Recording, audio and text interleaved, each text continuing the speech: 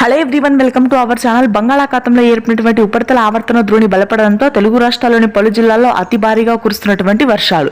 వివరాల్లోకి వెళ్దాం. వాతావరణ పరిస్థితులు తెలుసుకునే ముందు మీరు ఇంకా మన ఛానల్ కనుక సబ్స్క్రైబ్ చేయనట్లయితే సబ్స్క్రైబ్ చేసి ఈ వీడియోని ఒక చిన్న లైక్ చేయండి. మీ ఒక్క లైక్ మాకు చాలా సపోర్టింగ్ అండ్ ఎంకరేజింగ్ గా ఉంటుంది. వివరాల్లోకి కనుక వెళ్ళినట్లయితే ఉత్తర బంగాళాఖాతంలో ఏర్పడినటువంటి ఉపరితల ఆవర్తన ద్రోణి బలపడుతుంది. ఇలా ఉండగా దక్షిణ బంగాళాఖాతంలో తైవాన్ దగ్గర ఏర్పడినటువంటి ఉపరితల ఆవర్తన ద్రోణి తుఫానుగా మారనుంది. దీని ప్రభావంతో రాయలసీమ, మధ్యాంధ్ర, తెలంగాణ ప్రాంతాల్లో అతి భారీ వర్షాలు నమోదు కానున్నాయి. ఇప్పటికే రాయలసీమ వ్యాప్తంగా వర్షాలు నమోదవుతున్నాయి. తిరుపతి, పీలేరు, పలమనేరు, నంద్యాల, కదిరి, బద్వేల్, రాయచోటి, పులివెందుల, జమ్మలమడుగు ప్రాంతాల్లో రానటువంటి 3 రోజుల పాటు భారీ వర్షపాతం, నెల్లూరు, ప్రకాశం జిల్లాలో తేలికపాటి నుంచి మోస్తరు వర్షాలు నమోదవుతాయి.